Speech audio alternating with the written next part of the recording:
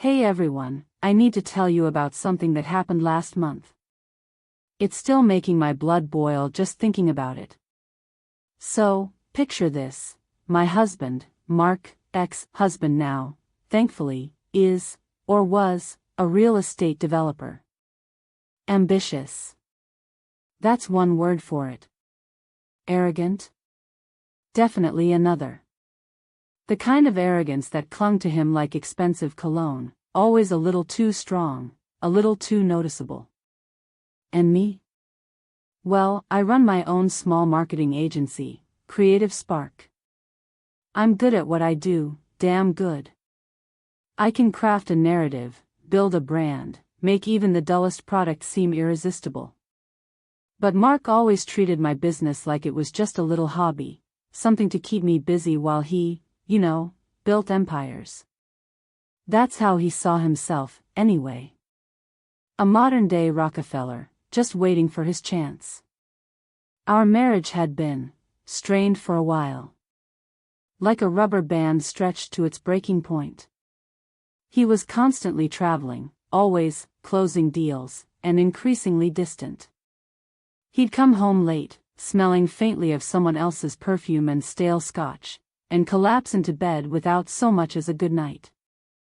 I suspected something was up, but every time I tried to talk to him, to bridge that growing chasm between us, he'd brush me off with some excuse about the pressure he was under, how I wouldn't understand the complexities of high-stakes real estate, how I was just too sensitive. Blah, blah, blah. The usual condescending dismissal. The silences in our house grew louder, punctuated only by the clinking of silverware during dinners where we barely made eye contact, and the rhythmic tick-tock of the grandfather clock in the hallway, a constant reminder of the time slipping away, of the life we were supposed to be building together, piece by piece. I tried everything. Romantic dinners, weekend getaways, even suggesting couples therapy. But he met every attempt with indifference, a weary sigh, and another excuse. He was already checked out. Then came the business trip to Miami. A big one, apparently. The kind of deal that could make or break careers. He was supposed to be gone for 4 days, securing a massive development deal, a luxury condo complex overlooking the ocean, that would cement his reputation as a major player in the industry. He strutted around the house for days beforehand, practically vibrating with self-importance, talking about synergies and due diligence, until I wanted to scream. I kissed him goodbye at the airport, the fluorescent lights reflecting in his cold, gray eyes. I felt that familiar pang of loneliness, a dull ache in my chest that had become a constant companion. I tried to convince myself that things would get better once this deal was done, once he had more time, once the pressure was off. Idiot. Naive. Pathetic. Fast forward to the second day of his trip. I had a free afternoon, a rare occurrence in my usually hectic schedule. A client had postponed a meeting, leaving me with a precious few hours to myself. I decided to surprise him with a little care package. A pathetic attempt, I know, to recapture some of the magic we'd lost. I know, I was being ridiculously optimistic, clinging to a thread of hope that was rapidly unraveling. I packed his favorite snacks, artisanal cheeses and imported crackers he always splurged on, a new first edition thriller by his favorite author, and a silly picture of our golden retriever, Gus, wearing his oversized sunglasses. Gus was the only one in the house who still greeted me with unbridled enthusiasm, his tail wagging furiously whenever I walked through the door. I figured it would be a nice little pick-me-up amidst all the stress, a small reminder that someone back home was thinking of him, cared about him. I called the hotel he was staying at, a fancy place right on South Beach. The kind of hotel where the lobby smelled perpetually of lilies and money. "Hi, I'd like to send a small package to Mr. Mark Thompson, please." The receptionist was perfectly polite, her voice smooth and practiced.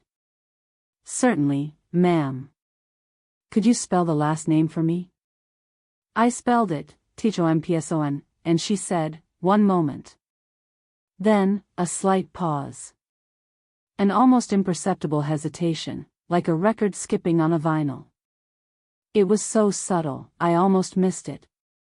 But it was there, a tiny crack in the veneer of professionalism. "Could you confirm the room number, please?" Now, Mark is usually very private, even cagey, about his travel arrangements. He'd always claimed it was for security reasons, but I suspected it was more about control, about keeping me in the dark. But in a rare moment of transparency, or perhaps carelessness, he had actually told me his room number for this trip. Probably because he thought I wouldn't bother him, wouldn't dare intrude on his important business. So, I confidently gave her the number, 608. Another pause. Longer this time. The silence stretched, thick and heavy, filling the VOID in my ear. I could hear the faint murmur of voices in the background, the clatter of keyboards, the general hum of a busy hotel. And then, "I'm sorry, ma'am, but there's no Mr. Mark Thompson registered in room 608. My heart did a little skip, a sickening lurch in my chest. It felt like the floor had dropped out from under me. "That can't be right," I said, trying to keep my voice steady, trying to inject a note of authority into my tone. "He's definitely there. Mark Thompson, staying in room 608. The receptionist was still polite, but firm, her voice taking on a subtle edge.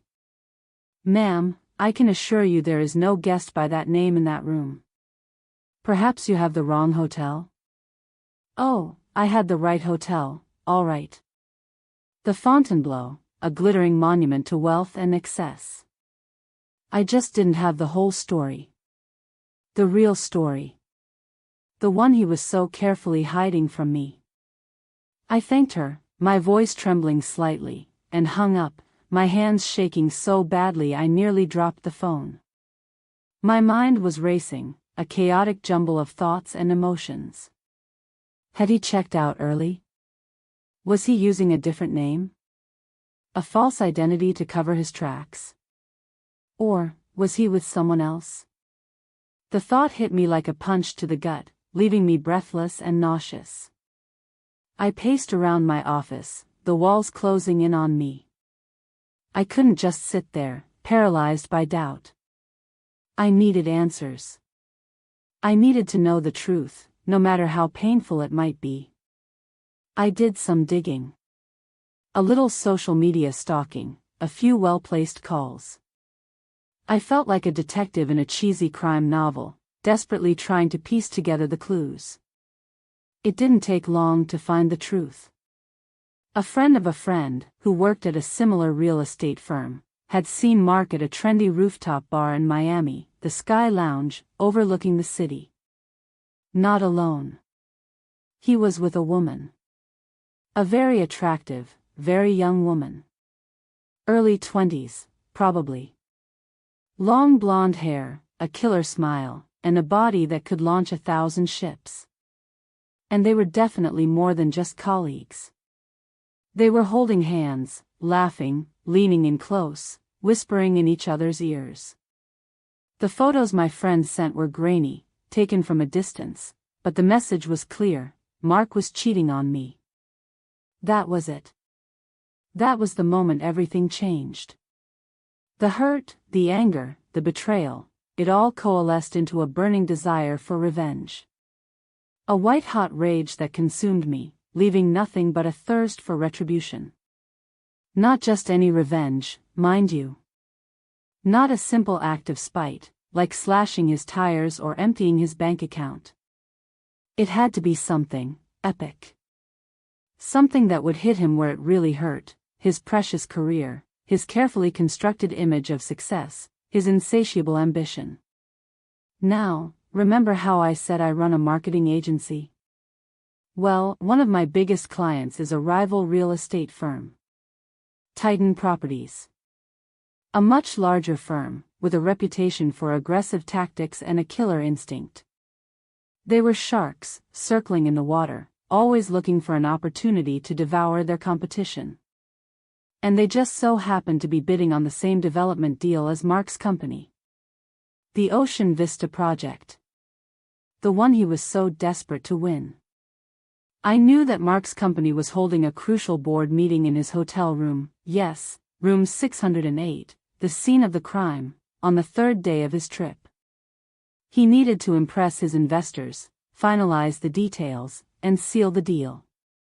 This was his chance to prove himself, to climb even higher on that ladder of success he was so obsessed with. That's when the idea hit me. A beautiful, devious, absolutely perfect idea.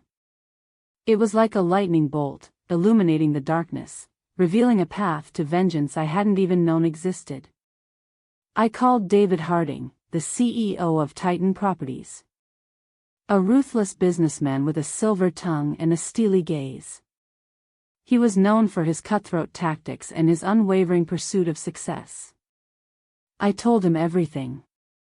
About Mark, about the affair, about the board meeting in his hotel room.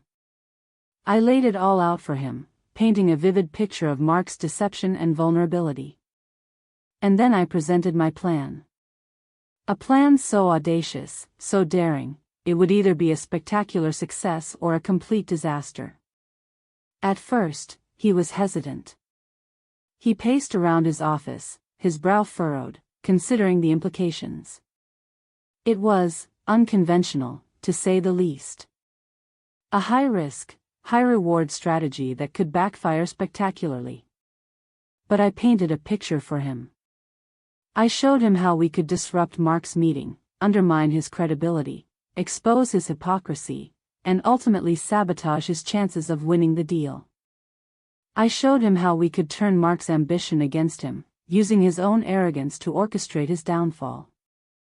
I emphasized the potential payoff, securing the Ocean Vista project, a deal worth hundreds of millions of dollars, and crippling their biggest competitor in the process.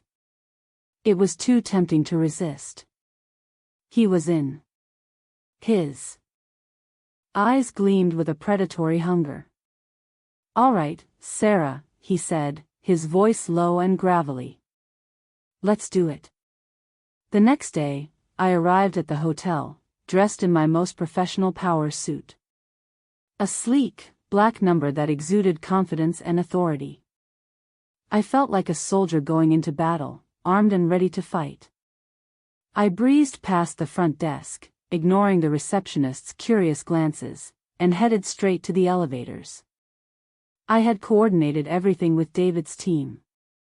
They were already in place, disguised as potential investors, blending seamlessly into the hotel's opulent surroundings. I walked confidently to room 608 and knocked. My heart pounded in my chest, a mixture of fear and excitement. This was it. The moment of truth. The door was opened by Mark himself. He looked surprised, then annoyed.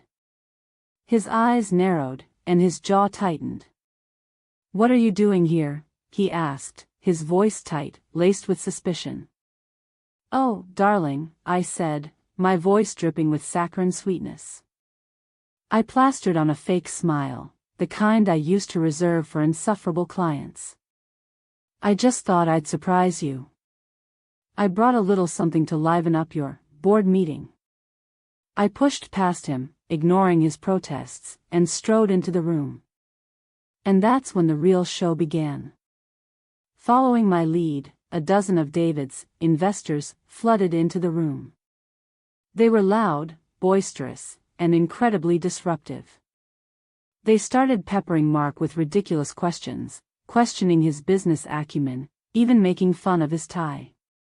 One of them, a burly man with a booming voice, kept calling him Marty instead of Mark, much to his visible frustration.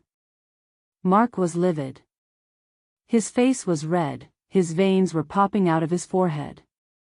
He looked like he was about to explode. He tried to regain control, to steer the conversation back to the deal, but it was no use. My team was a well-oiled machine, expertly trained to derail his presentation, to sow seeds of doubt and confusion. They challenged his projections, questioned his financing, and even brought up rumors of his company's financial instability. They were relentless, merciless, and devastatingly effective. And then, just when he thought things couldn't get any worse, I dropped the bomb. "Oh, Mark," I said, my voice loud enough for everyone to hear. I paused for dramatic effect, letting the silence hang in the air, thick and heavy. "I almost forgot to mention. I know about her." His face went white. He looked like he'd seen a ghost. His eyes darted around the room, searching for an escape. What are you talking about?" he stammered, his voice barely a whisper. "Don't play coy with me," I said, my voice hard, devoid of any emotion. "I know about the woman. The one you've been seeing in Miami. The one you've been lying to me about." The room erupted in whispers. Mark's investors looked shocked and disgusted. Their faces were a mixture of disbelief and disapproval. The air crackled with tension, thick with unspoken judgment.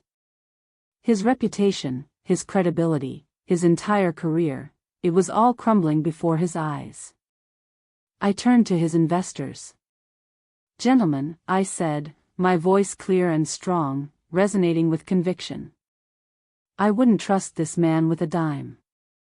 He's a liar, a cheat, and a disgrace.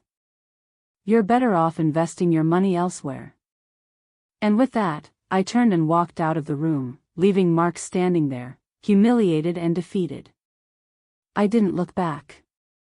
I didn't need to. I knew the damage was done.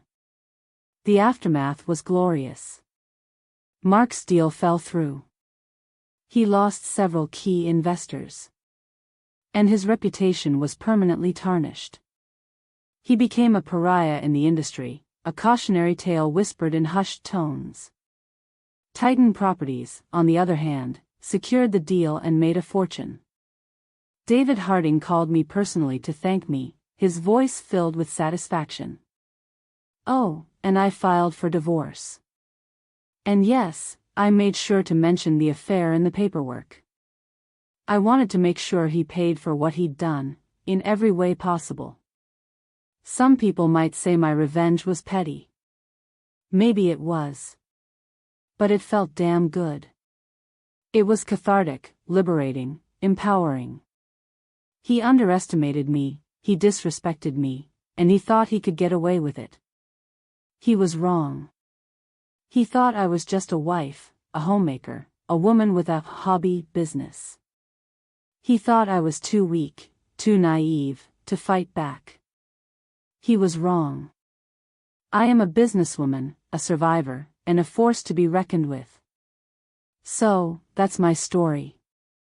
A little bit of heartbreak, a whole lot of revenge, and a satisfying ending.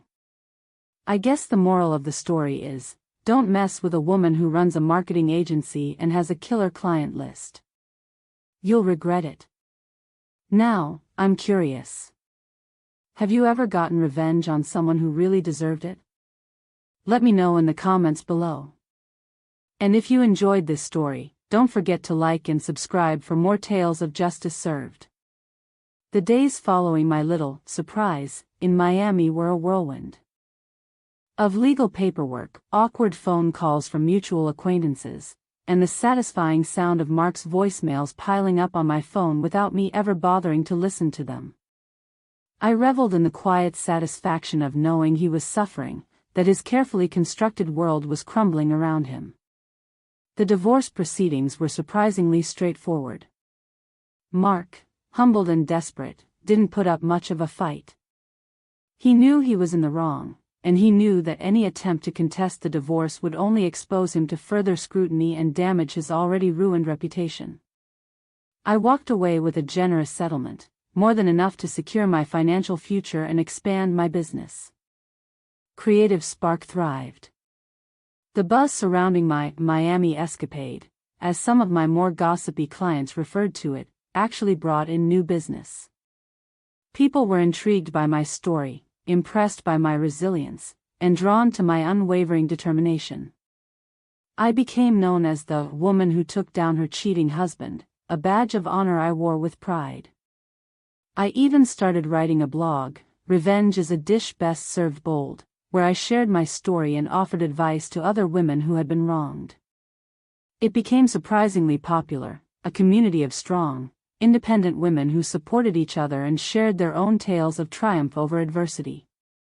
But despite all the success, the validation, and the newfound freedom, there were moments when the anger subsided, leaving behind a lingering sadness. A void that couldn't be filled with money or accolades. I missed the man I thought Mark was, the man I had fallen in love with. I mourned the loss of the future we had once envisioned together, the family we would never have. One evening, months after the divorce was finalized, I found myself driving past our old house. It was late, the streets were deserted, and the house was shrouded in darkness. I pulled over to the side of the road and stared at it, a wave of nostalgia washing over me. I remembered the day we bought it, the excitement we had felt as we walked through the empty rooms, imagining our life unfolding within those walls. We had planted a small oak tree in the backyard, a symbol of our growing love. I wondered if it was still there. As I sat there, lost in thought, a car pulled up behind me. I tensed, expecting the police. But it was Mark. He got out of his car, his face pale and drawn. He looked older, defeated. He walked over to my car and knocked on the window. I hesitated, then rolled it down. "Sarah," he said, his voice hoarse. "Can we talk?" I looked at him, searching his eyes. I saw regret, remorse, and a hint of desperation. I sighed. "All right, Mark," I said. "Get in." He climbed into the passenger seat, and we sat in silence for a moment, the only sound the gentle hum of the engine. "I just wanted to say I'm sorry," he said finally, his voice barely audible. "For everything. For the affair, for the lies, for the pain I caused you."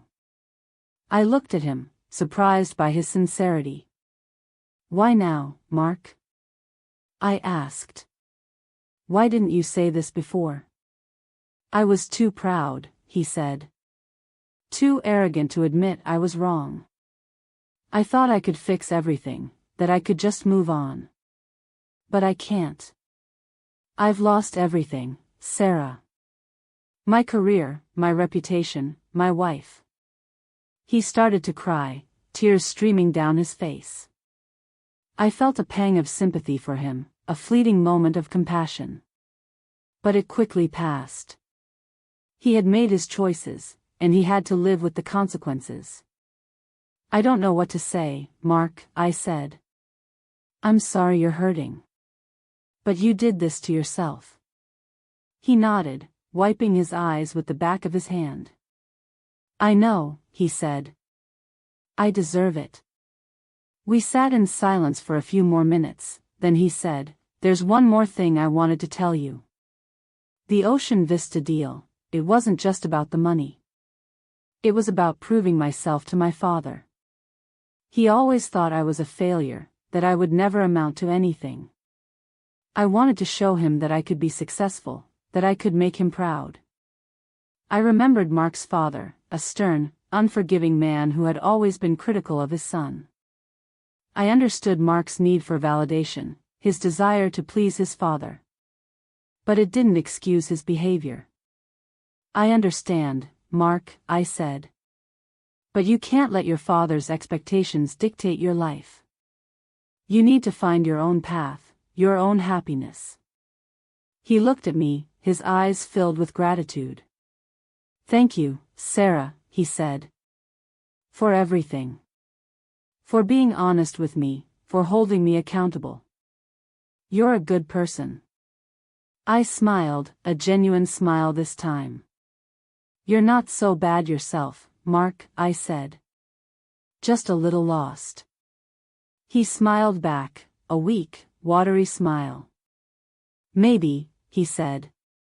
"Maybe I can find my way back." He got out of the car, and I watched him walk back to his own vehicle.